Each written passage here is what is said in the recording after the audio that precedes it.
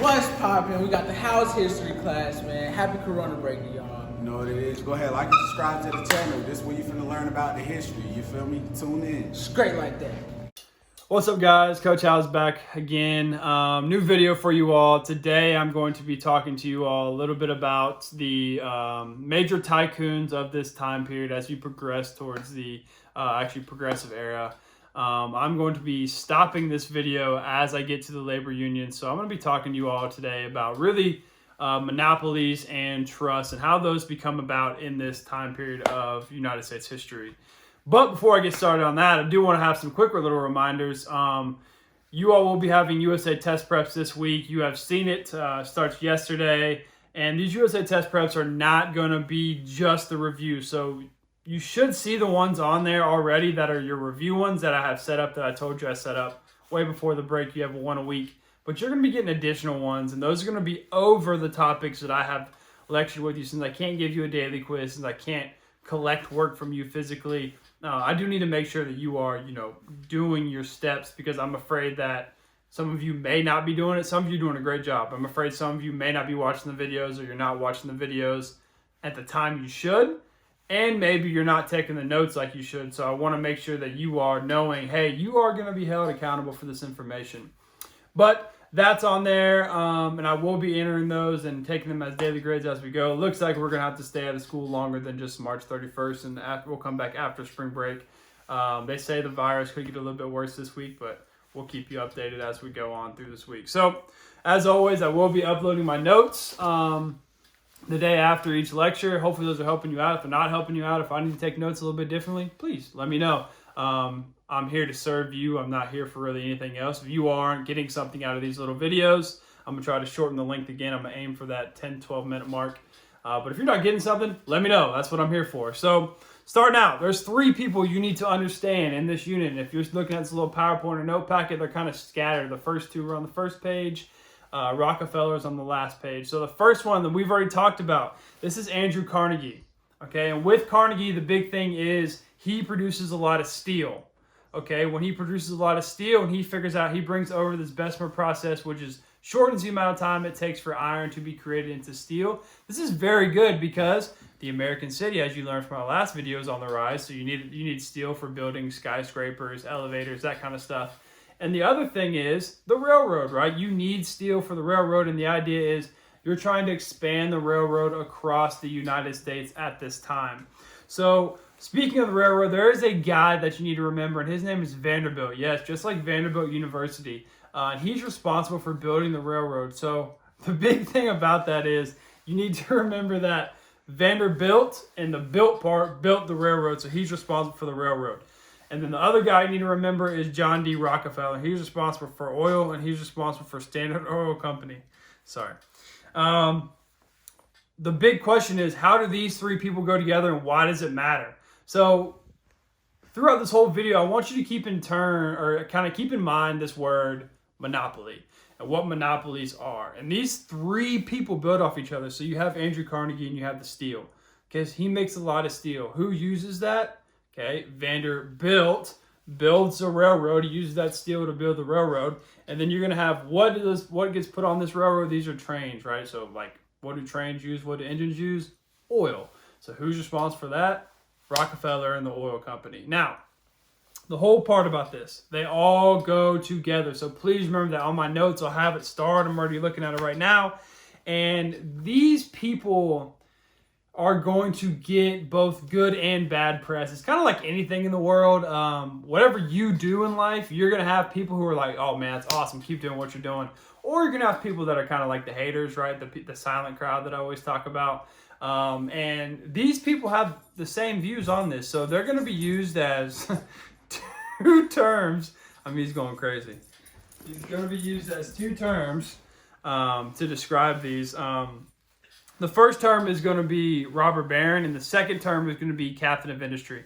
And both of these terms have a positive or a negative effect. So the negative part of this, or the negative term used to describe them, is the term robber baron. You remember that because of robber or robbing. And essentially what they're saying is they're robbing the American people. So they're saying that they're eliminating competition, which I'll talk more about this when we get to monopolies, but competition is always good for the American people. It's always good for the consumer. Why? Because when you have competition in a market, then you have the ability to have competitive prices. So with no competition, essentially what's happening is the seller can set the price at whatever he wants. And I'll give you more of an example about that as we go along. And then you're going to have this idea of captain of industry. And why is it called captain of industry? Because he is creating jobs. He is getting you better wages. He is helping out the workers and the common American people in this time of history. So again, two sides of the stone, robber barons and captain industry. But nonetheless, all of these lead to monopolies. And monopoly, when you think of the term monopoly, I literally want you to think of the board game. That's how I describe it in class. And with monopolies, the whole point about it is, like, it's just like the game. You are trying to dominate the game. You want to own everything on the board. So that way, every time someone rolls a 4, it doesn't matter what they roll on or whatever, they're landing on you, right? So when you're sitting down to play that 9-hour game of Monopoly with your family, your number one goal, just like my goal was, I want to make my mom or my sister bankrupt at the time because I'm trying to win the game. That's the whole point of Monopoly. You want to make as much money as possible, and you only do that by really controlling the market or by controlling the other competitors within the market. This is really big when it comes to stock. This is really big when it comes to stuff that you all use today, like the cell phone, whether it's Verizon, AT&T, and having that competition. This is a huge, huge, huge thing. So a monopoly is simply this: a person that has full control of all goods and services of a product. And you're thinking, well, what does that mean? Well, let me give you an example, okay? Usually I have this example of, if I am selling shoes, okay, Coach House, I have a shoe store. Let's say it's Coach House Shoes, okay? And then you, whoever you are watching this video, you have your own shoe store. Okay, it's Johnny's Shoe Store. We are likely going to sell the same shoes, right? I'm going to sell Nikes. I'm going to sell Adidas. I'm going to sell the stuff that sells. You're going to try to sell the stuff that sells to your market as well. What a monopoly is me forcing you out of the market. Okay, so you're my competition, meaning I want people to come to my store. So let's say you're selling a pair of Nikes for $100. I may take that same Nike and I may sell it for $95 or $90. Why? Because as you all know, people do a lot of things for $5, right? You are willing to, that bargain price of $5 and that convenience price, like, it's kind of like the argument for Academy stores over Dick's Sporting Goods. Academy takes that same product, they mark it down. Why? Because they're hoping that you see that $8 difference or whatever for the pair of joggers, and you go, oh, I'd rather take my business to Academy. That's competition. That's good for you, right? Because why? You're getting $8 off the joggers, where if there was no Academy, you'd have to pay the full $75 or whatever it is for those Nike joggers, right? And so competition, the main part of this is competition is good.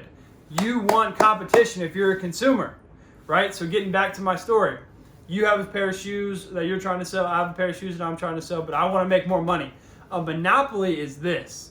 You have to eliminate the competition to control all goods and services. So what do? I buy you out, or I force you out of the market. So some of you may think, oh, that's not bad. That's, capitalism. That's the American way. To an extent, not really necessarily, because the consumer is the one that's being hurt, right? So what's going to happen is, if I do drive you out of the shoe market, I'm the only one with shoes left. So those pair of Nikes that I was selling for $90 or $95, what I can do now, because there's no competition, right? I don't have a fear of you going to another store and buying that good. I jack that price up. And so now I say, you want those pair of Nikes for $90? Guess what? They're $130. And you go, what? They're just $90. That's the point. Because there was $90 when there was competition. Now you have no option to go, oh, well, I'll just go buy them at Hibbett's or whatever. No, there is no other store. I own the whole market. So what do you have to do? You want those pair of Jordans? You got to pay that $130.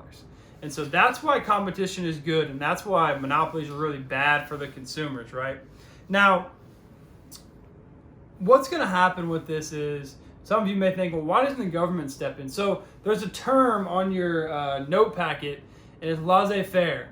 And what that means is hands off, right? So the government takes a laissez-faire approach to this, and they don't really want to get involved. And you all may be thinking, why? And you think that because in your lifetime, the government has had intervention steps and they have stepped in, right? Very much like right now, the coronavirus. So President Trump and the federal government, they're trying to get past this act to give people more money. That's the federal government stepping in. At this time in United States history, that's not a thing, right? So these corporations are taking advantage of these people. And it's not necessarily a good thing because, again, the consumer is the one that's being hurt. So monopolies are going to eventually be eliminated, and they're going to be eliminated in a way by really a couple of things. So first, they're going to be eliminated by Congress. Congress is going to try to pass antitrust laws. The president, who's Roosevelt at the time, he's going to be known as a trust buster. I'll talk about trust in a second. And the Supreme Court is going to uphold these laws and these trust laws. Now, I keep using the word trust. So a trust is another version of monopoly. So when monopolies start getting outlawed and they start getting shut down, a couple of videos from now, I will talk about these main influencers of the progressive movement. I'll talk about this individual by the name of Ida Tarbell and her involvement with the Standard Oil Company and shutting it down and for it being a monopoly. But the whole point about this is people in Congress and the government do not like monopolies, so they start shutting it down. Well, are these people going to like losing money? These people being like these tycoons, these people who are really making money on they have monopoly-like systems. Are they going to like losing money? No, right? Nobody likes losing money. So what they do is they develop something that's going to be the last thing I talk to you about today, and it's called a trust. And what a trust is, so the idea of a monopoly is, like I said, you control the entire market. You're controlling all the goods. You're controlling all the services. You have that single control. A trust does this. They go, okay, well, you say monopolies are illegal. We'll develop a trust. And you go, well, what is a trust? And so I wrote down a trust is a bunch of companies that come together to dominate the market, and they use each other's resources, right? So let's go back to my shoe example, okay? I cannot have a company that dominates the shoe market. I cannot be the only company out there that has a shoe. So what do? Maybe I own a company that does the leather. I own a company that does the rubber. I own the company that does the manufacturing process. I own the company that does the shipping, okay?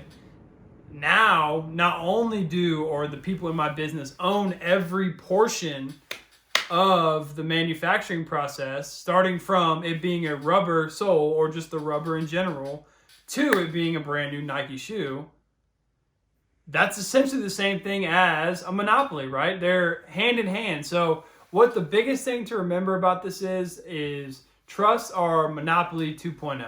When monopolies get eliminated, trusts become a real thing at this time. And that's where I'm going to stop here. If you guys have any questions, please hit me up on Schoology, Remind, email, the comment section. It really does not matter.